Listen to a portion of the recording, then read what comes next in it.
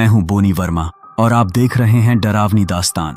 और आज की कहानी मुझे इंस्टाग्राम पर भेजी है पिंकू ने, जो दिल्ली में रहते हैं। पिंकू की ये कहानी डर से कहीं ज्यादा एक रहस्य है। उनके ही शब्दों में, भाई मेरी एक सच्ची घटना है, अगर आप चाहें तो इसे सुनाइए, ताकि लोग समझें कि ऑटो चलाना सिर्फ एक काम नहीं होता। कभी कभी ये रास्ता हमें उन जगहों तक ले जाता है जहां से लौट पाना आसान नहीं होता। और अब आइए सुनते हैं पिंकू की जुबानी, भूतिया पीपल का पेड़। मेरा नाम पिंकू है। ऐसे शुरू होता है उसका मैसेज, जो उसने कई बार लिखकर मिटाया होगा, क्योंकि हर शब्द में एक ऐसा दर्द छुपा है जिसे शायद कोई समझ भी ना पाए। पापा की मौत, सड़क पर एक बिखरी हुई साइकिल और मां की आंखों में वो डर जो किसी भूत से नहीं, भूख से था। उस एक दिन ने सब कुछ बदल दिया। पढ़ाई, दोस्त, सपने सब एक झटके में रुक गए, जैसे किसी ने पिंकू की जिंदगी की रील पॉज कर दी हो। अब बस एक बात थी, कैसे मां और दो बहनों को भूखा नहीं सोने देना। दिन भर भाग दौड़, ठेले से लेकर जूते पॉलिश करने तक, और हर रात वही टूटी खाट पर यह सोचते हुए सो जाना कि कल क्या होगा। लेकिन असली डर तब शुरू हुआ जब यह सब रूटीन एक रात टूट गया। जब पिंकू को एहसास हुआ वो अकेला नहीं है, उस टूटे घर में कोई और भी रहता है। काम की तलाश करते करते पूरा दिन बीत चुका था। धूप अब पिघलकर सड़कों की गर्म सांस में बदल चुकी थी। मैं, पिंकू, थक चुका था, पसीने से लथपथ, खाली जेब और भारी दिल के साथ जब लौटने लगा तो सड़कों का शोर भी अब मुझे चिढ़ाने लगा था। हर दुकान, हर ठेला, हर गली मैंने घूम ली थी, पर सबका जवाब एक ही था, यहां कोई काम नहीं है। जैसे पूरी दुनिया ने अपने दरवाजे मुझ पर बंद कर दिए हों। दिल में घर लौटने का डर था, क्योंकि माँ और छोटी बहनों की आंखों में उम्मीदें थीं और मेरे हाथ अब भी खाली थे। सड़क पर चलने लगा तो आसमान तक भी खाली लग रहा था, जैसे वहां भी कोई जवाब नहीं बचा हो।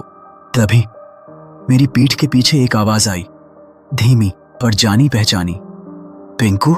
मैंने रुककर पीछे देखा। वहां एक धुंधली सी आकृति खड़ी थी। थकान की वजह से पहले तो नजर साफ नहीं पड़ी, पर जब ध्यान से देखा तो वो कोई और नहीं, मेरे पापा के पुराने दोस्त अरविंद अंकल थे। उनका चेहरा वैसा ही था, या शायद कुछ अलग। आंखों में गहराई थी, पर मुस्कुराहट वैसी नहीं थी जैसी पहले हुआ करती थी। उस मोड़ से मेरी कहानी पलटी, और मुझे नहीं पता था कि जो काम अब मेरी किस्मत में लिखा है वो मेरी जिंदगी को सिर्फ बदलने वाला नहीं, बर्बाद भी कर सकता है। उनकी आवाज में कुछ था, एक पुरानी सी गर्माहट, लेकिन उसमें कहीं ना कहीं कुछ और भी छुपा था, जैसे कोई भूली हुई स्मृति जो अब वापस लौट आई हो। मैं चुपचाप उनके पास चला गया और उन्होंने बिना भूमिका के पूछा, कहां से लौट रहे हो बेटा, और तुम्हारे पापा कैसे हैं अब? ये सवाल सुनते ही मेरा दिल जैसे एक बार फिर उसी बिंदु पर फंस गया जहां से मैं निकल ही नहीं पा रहा था। मेरी आंखें भर आईं, गला सूखने लगा और शब्द जैसे बोझ बन गए। फिर भी टूटे टूटे लफ्जों में मैंने सब कुछ बता दिया। पापा अब नहीं रहे, घर चलाने वाला कोई नहीं, और काम ढूंढने की कोशिशें बस थकान बनकर रह गई हैं। अरविंद अंकल की आंखों में वो चमक अब बुझने लगी थी। कुछ पल वो बस मुझे देखते रहे, जैसे मेरी पीठ के पीछे के अंधेरे को पढ़ रहे हों। फिर उन्होंने धीमे स्वर में पूछा, तुम्हें ऑटो चलाना आता है? मैंने हिचकते हुए सिर हिलाया।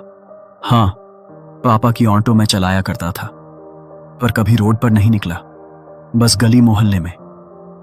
मेरे जवाब के बाद कुछ सेकंड की खामोशी छा गई, और उसी सन्नाटे में कुछ अजीब था, जैसे मेरी हाँ ने कोई पुराना भूखा दरवाजा खोल दिया हो। जहां हम रहते हैं वहीं चला लेता था, मैंने धीमे से कहा, जैसे किसी पुराने सच को जोर से कहने में कोई डर हो। अरविंद अंकल ने मेरी बात पर सिर हिलाया, कुछ पल सोचा और फिर बस एक बात कही, कल सुबह मेरे पास आना। फिर वो मुड़े और बिना कुछ और कहे अंधेरे में गुम हो गए। मैं वहीं कुछ देर खड़ा रहा। हवा ठंडी थी, पर उस वक्त एक अजीब बेचैनी सी उठने लगी थी मेरे अंदर, जैसे कुछ अनकहा, कुछ अधूरा मेरे पीछे से देख रहा हो। घर लौटते वक्त मैं सोचता रहा, क्या सच में कोई उम्मीद बची है? घर पहुंचा तो मां ने दरवाजा खोला। उनकी आंखों में थकावट थी, पर जब मैंने कहा अरविंद अंकल ने बुलाया है काम के लिए, तो पहली बार कई दिनों बाद उनके चेहरे पर हल्की सी रोशनी झलकी। हम सब ने वही सादा खाना खाया, नमक, रोटी और चुप्पी। लेकिन उस रात नींद फिर भी नहीं आई। कभी दीवार की दरार में कुछ सरकता दिखता, कभी खिड़की के बाहर कोई साया झांकता लगता, पर शायद वो सिर्फ मेरा थका हुआ दिमाग था। शायद सुबह जल्दी उठा, मां ने एक पुरानी शर्ट इस्त्री करके रख दी थी। मैंने खुद को संवारा और अरविंद अंकल के घर की ओर निकल पड़ा।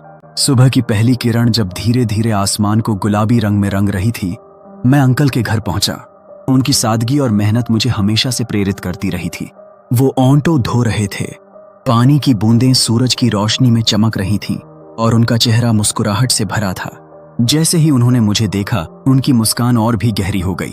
उन्होंने बड़े प्यार से कहा, आज से तू चलाएगा बेटा। मेरे दिल में एक अजीब सा घबराहट और खुशी का मेल था। मैं उस मौके को समझ रहा था जो मेरी जिंदगी में एक नया मोड़ लेकर आया था। अंकल के साथ 2-3 दिन बिताने के बाद जब उन्हें लगा कि मैं ऑटो को अच्छे से संभाल सकता हूं, तो उन्होंने मुझे वो ऑटो सौंप दिया। मेरी जिंदगी में उम्मीद की एक नई किरण जगी। शाम को जब मैं थका हारा घर लौटा, मम्मी की खुशी देखकर मेरी सारी थकान धुंधलाने लगी। उनकी आंखों में जो चमक थी, वो मेरे लिए सबसे बड़ी कमाई थी। दिन भर की कमाई मैंने मम्मी के हाथों में थमाई और हम सबने साथ में खाना खाया, एक साथ बैठकर, जैसे कोई टूटे हुए परिवार फिर से जुड़ रहा हो। उसके बाद हम सब ने थकान भरे सपनों के बीच रात बिताई, पर एक नई शुरुआत के सपने लेकर। सुबह की शुरुआत मैंने पूजा पाठ से की, मन में एक अजीब सी उम्मीद लिए। ऑटो की सीट पर बैठते ही मैं खुद को उस नए सफर के लिए तैयार कर रहा था, जो मेरी जिंदगी को थोड़ा स्थिरता दे सकता था। दिन भर सड़कों पर लोगों को उनके मंजिल तक पहुंचाना एक तरह की थकान भले दे, लेकिन साथ ही एक तरह की तसल्ली भी। हर चेहरे के पीछे अपनी कहानी होती है और मैं उन कहानियों के बीच अपने छोटे से हिस्से की कहानी लिख रहा था। रात के लगभग 9 बजे जब मैंने लास्ट सवारी को उसके गंतव्य पर छोड़ दिया और घर लौट रहा था, तभी मेरी नजर पड़ी एक लड़की पर, जो सड़कों के किनारे से ऑटो रोकने का इशारा कर रही थी। उस अकेली सुनसान सड़क पर उसका वो इशारा किसी तरह का SOS जैसा लग रहा था। मैंने धीमा किया और ऑटो वहीं रोक दिया। लड़की ने चुपचाप सीट पर बैठते ही मुझे अपना गंतव्य बताया, विशाल नगर। लेकिन विशाल नगर यहां से काफी दूर था। मैंने तुरंत कहा, यहां से विशाल नगर बहुत दूर है, आपको शायद उतर जाना चाहिए। मेरी आवाज में झिझक थी और मन के अंदर एक अनजाना डर भी था। ये अजनबी लड़की उस अकेली सड़क पर रात के इतने बजे क्या सच में अपने घर जा रही थी, या शायद कुछ और था जो उसने छुपा रखा था। उस वक्त मैं बस यही सोच रहा था कि क्या मैंने सही किया, पर उस लड़की के चेहरे पर एक अजीब सी उदासी थी, जो किसी खतरे की आहट जैसी लग रही थी।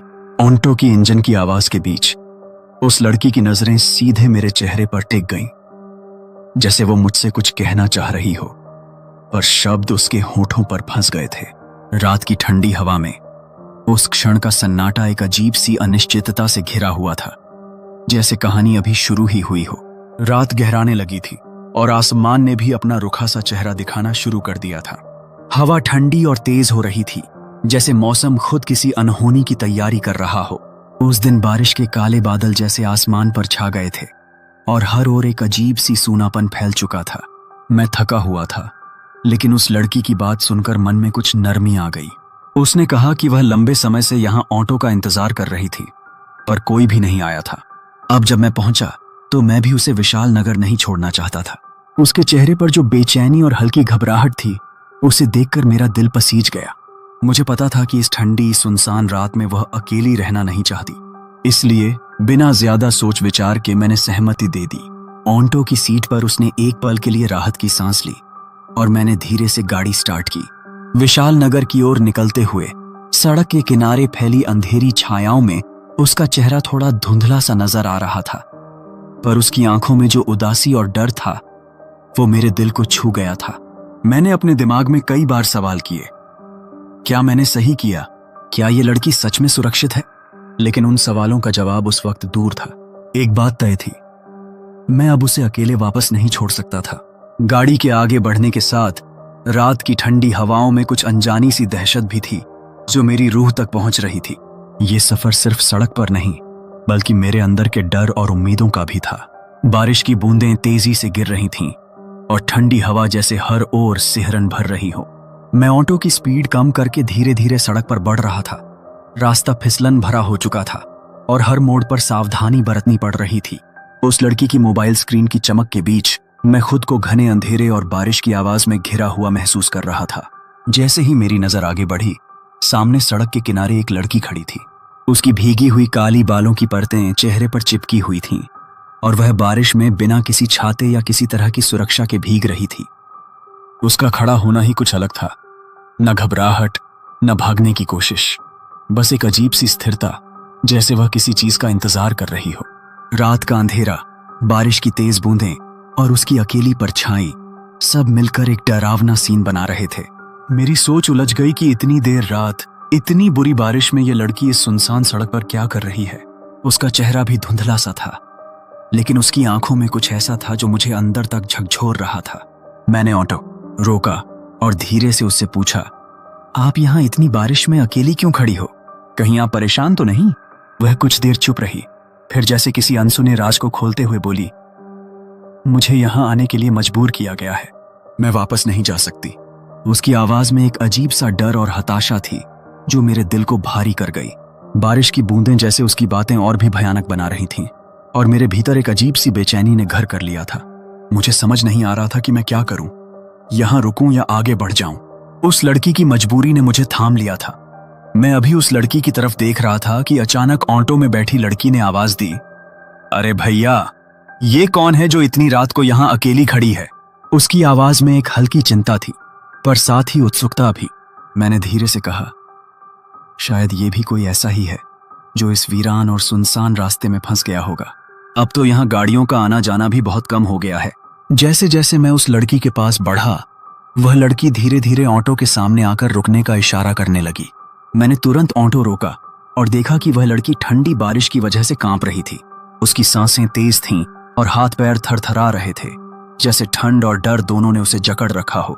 उसने धीरे से कहा, भैया, मेरा घर यहाँ से कुछ ही दूर है, क्या आप मुझे वहां तक छोड़ देंगे? उसकी आवाज में एक तरह की उम्मीद और भीख सी थी। मैं बिना कुछ सोचे समझे बोला, हाँ बिल्कुल, बैठो, मैं तुम्हें घर छोड़ देता हूँ। उसकी आंखों में जो थकान और डर मैंने देखा था, वो शायद थोड़ा कम हो गया था जब वह ऑटो में बैठी। वह अब थोड़ा आराम महसूस कर रही थी। मैं इंजन स्टार्ट करके धीरे धीरे ऑटो चलाने लगा, पर दिल में एक अजीब सी बेचैनी थी कि ये रात और ये बारिश कुछ ज्यादा ही रहस्यमय लग रही है। अभी मैं ऑटो लेकर आगे विशाल नगर की ओर बढ़ ही रहा था कि तभी मैंने उस लड़की से कहा कि आप कहां से आ रही थीं, जो इतनी कड़ाके की बारिश में इस श्मशान रोड पर आकर फंस गई थीं। अभी मैं उस लड़की के जवाब का इंतजार कर ही रहा था कि तभी पहली वाली लड़की जो मोबाइल चला रही थी, उसने अचानक अपना मोबाइल बंद किया और चौंक कर दूसरी लड़की की तरफ देखा। दूसरी लड़की ने धीमी आवाज में कहा, मैं अपने घर से ही आ रही थी, पर रास्ता भटक गई। उसकी आवाज में एक अजीब सी घबराहट थी। यह सुनकर मुझे थोड़ा अजीब लगा। इतनी रात को इस सुनसान रास्ते पर घर से आकर रास्ता कैसे भटक सकता है कोई? और जिस जगह पर वह मिली थी, वह तो किसी आबादी वाले इलाके से काफी दूर थी। पहली लड़की ने भी शायद कुछ ऐसा ही सोचा, क्योंकि उसकी भौहें तन गई थीं। मैंने मन ही मन सोचा कि शायद बारिश और अंधेरे की वजह से ऐसा हो गया होगा। मैंने ऑटो की स्पीड थोड़ी और कम की, क्योंकि बारिश अब और भी तेज हो चुकी थी और सड़क पर पानी भरने लगा था। वाइपर भी मुश्किल से सामने का रास्ता दिखा पा रहे थे। तो आपका घर यहां से कितनी दूर है? मैंने दूसरी लड़की से पूछा, ताकि बातचीत जारी रहे और वह सहज महसूस करे। उसने सामने की ओर इशारा करते हुए कहा, बस थोड़ी ही दूर, वो सामने जो पीपल का पेड़ दिख रहा है, उसके पास ही मेरा घर है। मैंने देखा, सामने दूर धुंध में एक बड़ा सा पीपल का पेड़ दिखाई दे रहा था, जो अपनी विशालता के कारण और भी डरावना लग रहा था। उस पेड़ के आसपास कोई घर या रोशनी नहीं दिख रही थी। मुझे थोड़ा और अजीब लगा, लेकिन मैंने सोचा शायद अंधेरे और बारिश की वजह से ऐसा लग रहा होगा। ठीक है, हम वहीं आपको छोड़ देंगे, मैंने कहा और ऑटो उसी दिशा में बढ़ा दी। ऑटो में अब एक अजीब सी खामोशी छा गई थी। पहली लड़की बार बार दूसरी लड़की को देख रही थी और दूसरी लड़की खिड़की से बाहर बारिश को निहार रही थी। उसके चेहरे पर एक अजीब सी उदासी थी। मैं बस यही सोच रहा था कि जितनी जल्दी हो सके इन दोनों को इनके ठिकाने पर छोड़कर घर पहुंचूं। रात बहुत हो चुकी थी और मौसम भी खतरनाक होता जा रहा था। जैसे ही हम पीपल के पेड़ के पास पहुंचे, दूसरी लड़की ने कहा, भैया बस यहीं रोक दीजिए। मैंने ऑटो रोकी। बारिश अभी भी मूसलाधार हो रही थी। मैंने उसे देखा, आपका घर कहाँ है? उसने पेड़ की ओर इशारा करते हुए कहा। बस यहीं पास में है। मुझे कुछ दिखाई नहीं दिया। वहां सिर्फ घना अंधेरा और पेड़ के नीचे कुछ झाड़ियां थीं। यहां तो कोई घर नहीं दिख रहा, मैंने कहा। नहीं, यही है, उसने कहा और ऑटो से उतरने लगी। पहली लड़की ने अचानक मुझसे कहा, भैया इसे यहीं मत उतारो, यहां कोई घर नहीं है। उसकी आवाज में घबराहट साफ थी। मैंने भी महसूस किया कि कुछ तो गड़बड़ है। इतनी रात को ऐसी जगह पर कोई कैसे रह सकता है। दूसरी लड़की ऑटो से उतर चुकी थी और उसने दरवाजे से अपना सिर अंदर करके कहा, आप दोनों का बहुत बहुत शुक्रिया, मैं ठीक हूं। उसकी आंखों में एक अजीब सी चमक थी और इससे पहले कि मैं या पहली लड़की कुछ और कह पाते, वह अंधेरे में उस घनघोर बारिश में पीपल के पेड़ की ओर तेजी से बढ़ने लगी और देखते ही देखते अंधेरे में कहीं गायब हो गई। वह जिस तरह से गायब हुई वह बिल्कुल इंसानों जैसा नहीं था, जैसे वह जमीन में समा गई हो या हवा में घुल गई हो। मेरे रोंगटे खड़े हो गए। मैं और पहली लड़की एक दूसरे को देखने लगे। पहली लड़की का चेहरा सफेद पड़ चुका था। भैया यह क्या था? उसने कांपती हुई आवाज में पूछा। मुझे खुद समझ नहीं आ रहा था कि मैंने अभी अभी क्या देखा। मेरे रोंगटे खड़े हो गए थे। यह श्मशान रोड और यह पीपल का पेड़, क्या यह वही जगह थी जिसके बारे में लोग बातें करते थे? चलो यहां से जल्दी चलो, मैंने घबराते हुए कहा और तुरंत ऑटो स्टार्ट कर दी। मैंने तेज रफ्तार से ऑटो आगे बढ़ाई। मन में सिर्फ एक ही बात थी, जितनी जल्दी हो सके इस जगह से दूर जाना। मेरी नजरें बार बार पीछे मुड़कर उस पीपल के पेड़ की ओर जा रही थीं, पर अंधेरे और बारिश के सिवा कुछ नहीं दिख रहा था। पहली लड़की अभी भी शांत थी, लेकिन उसकी सांसें तेज चल रही थीं। मैंने उसे देखा। तुम्हें कुछ पता है इसके बारे में? उसने अपना सिर नकारात्मक में हिलाया। नहीं, पर यह जगह मुझे बहुत अजीब लग रही है। हम दोनों ही डरे हुए थे। विशाल नगर अभी भी थोड़ी दूर था और अब मुझे उस जगह तक पहुंचने की जल्दी नहीं थी, बल्कि इस भूतिया अनुभव से बाहर निकलने की जल्दी थी। मैंने ऑटो और तेज कर दी। बारिश की बूंदें अब भी शीशे से टकराकर एक अजीब सी धुन बजा रही थीं, जो डर को और बढ़ा रही थी। पहली लड़की पूरी तरह से खामोश हो चुकी थी। उसने अपने दोनों हाथों से अपने मुंह को कसकर ढक रखा था, जैसे कुछ बोलने से खुद को रोक रही हो। उसकी आंखें बड़ी बड़ी हो गई थीं और वह बार बार पीछे मुड़कर देख रही थी। डर मत, मैंने उसे दिलासा देने की कोशिश की, हालांकि मेरी अपनी आवाज भी कांप रही थी। शायद वह किसी रिश्तेदार के यहां गई होगी या... नहीं भैया, उसने मुझे बीच में ही टोक दिया। उसकी आवाज दबी हुई थी। वहां कोई रिश्तेदार नहीं था। मैंने देखा था जब वह ऑटो में बैठी थी। उसकी आंखों में एक अजीब सी चमक थी और उसके बाल, वो गीले नहीं थे, जबकि वह बारिश में पूरी तरह भीग चुकी थी।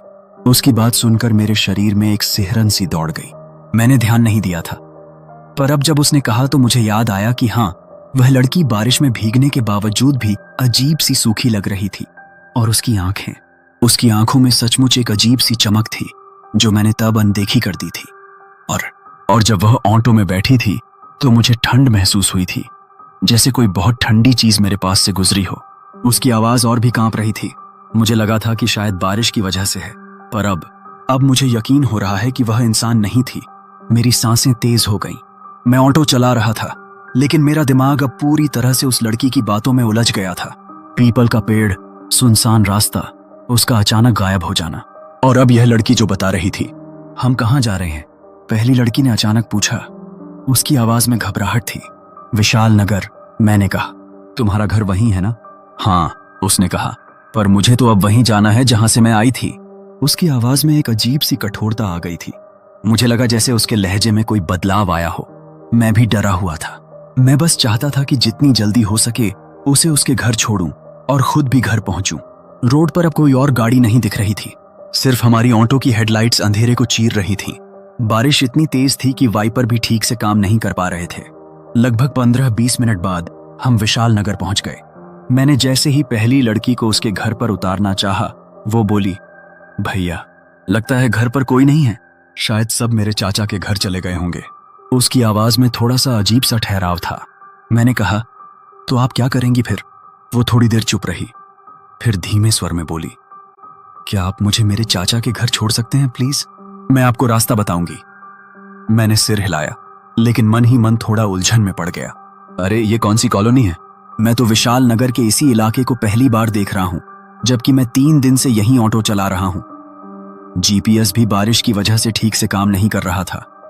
बार बार सिग्नल जा रहा था, मैं कुछ बोल पाता उससे पहले लड़की ने कहा, भैया चलिए ना, मुझे भी डर लग रहा है। उसकी आंखें थोड़ी डर से भरी लग रही थीं, पर न जाने क्यों उसकी बातों में कुछ ऐसा था जो मुझे बेचैन कर रहा था। मैंने दिल मजबूत किया और कहा, ठीक है, बैठिए, बताइए कहाँ जाना है। हम धीरे धीरे बारिश में आगे बढ़ने लगे। रास्ता बिल्कुल सुनसान था और चारों ओर सिर्फ अंधेरा और पानी की बूंदों की आवाजें थीं। थोड़ी देर बाद लड़की ने कहा, भैया बस यहीं आगे उस पीपल के पेड़ के पास। मैंने चौंक कर पूछा, क्या पीपल का पेड़? यहां तो। और जैसे ही मैंने सामने देखा, दूर बिल्कुल वही भयानक पीपल का पेड़ दिखाई दिया जिसके पास कुछ समय पहले मैं दूसरी लड़की को छोड़कर आया था। मेरी सांसें थम सी गईं। ये कैसे हो सकता है? हम तो विशाल नगर में थे, फिर वापस यहां कैसे आ गए? मैंने दिमाग पर जोर डाला, पर कुछ समझ नहीं आया। लड़की ने मेरी घबराहट देखकर मुस्कुराकर कहा, घबराइए मत भैया, मेरा घर आ ही रहा है, मैं भी डरी हुई हूं। उसकी आवाज में अब भी वही नरमियत थी, मगर अब वो मुझे डरावनी लगने लगी थी। मैंने जैसे तैसे खुद को संभाला और ऑटो चलाता रहा। जैसे जैसे हम पीपल के पेड़ के पास पहुंचे, बारिश और भी तेज हो गई और पीपल की डालियां तेज हवा में हिलने लगीं, जैसे कोई छाया उनमें झूल रही हो। बारिश की हर बूंद ऑटो की छत से टकराकर ऐसा शोर कर रही थी जैसे कोई आत्मा सर पीट रही हो। मेरी निगाह ऊपर गई और मैं वहीं जम गया।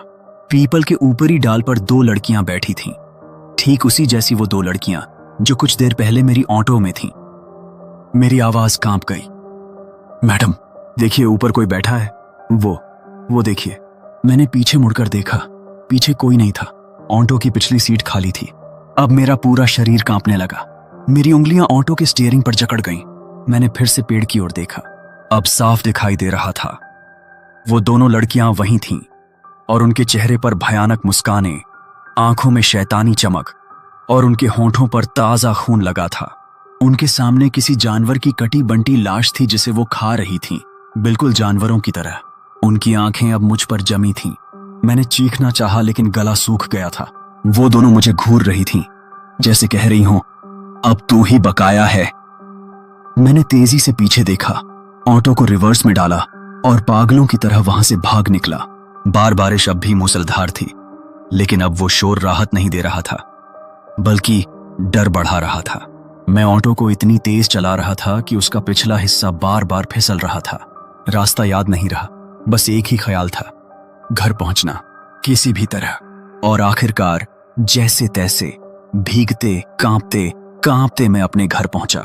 घर में घुसते ही दरवाजा बंद किया, छाती पर हाथ रखकर जमीन पर गिर पड़ा। माँ और बहनें सो रही थीं। मैं चुपचाप अपने बिस्तर में घुस गया। आज की रात ने मेरी आत्मा तक को झंझोड़ दिया था। अगले दिन सुबह माँ ने पूछा, बेटा कल तू बहुत देर से आया था, सब ठीक है ना? मैंने मुस्कुराने की कोशिश की। हाँ माँ, सब ठीक है, लेकिन अंदर कुछ टूट चुका था। मैं आज भी यकीन नहीं कर पा रहा था, क्या वो लड़कियां सच में थीं या मैं पागल हो रहा हूं? और तभी दीवार पर टंगी पुरानी तस्वीरों में मेरी नजर पड़ी। मैंने तस्वीर की ओर इशारा किया। माँ, ये दोनों कौन है? माँ ने ठहाका लगाया। अरे ये तेरे पापा के गांव की फोटो है। कहते थे वहां पीपल के पेड़ के नीचे दो बहनों की रहस्यमयी मौत हुई थी। लोग कहते हैं वो आत्माएं थीं जो गायब हुए जानवरों का शिकार करती थीं, और कभी कभी इंसानों का भी। मेरी सांसें रुक गईं। अब मैं जान चुका था, वो लड़कियां सवारी नहीं थीं, वो मौत थीं जो हर रात किसी न किसी ऑटो में चढ़ती हैं। आप सुन रहे थे डरावनी दास्तान। मैं हूं बोनी वर्मा। वो दो लड़कियां अभी भी वहीं पेड़ के नीचे बैठी हैं, शाम की धुंध में, अगली सवारी का इंतजार करती हुई। शायद अगली सवारी आपकी होगी। अगर ये कहानी आपको रुला गई, डराया भी, तो लाइक जरूर करें, कमेंट में बताएं और चैनल को सब्सक्राइब करना मत भूलिए। याद रखिए, डर सिर्फ सुनने वालों के लिए होता है।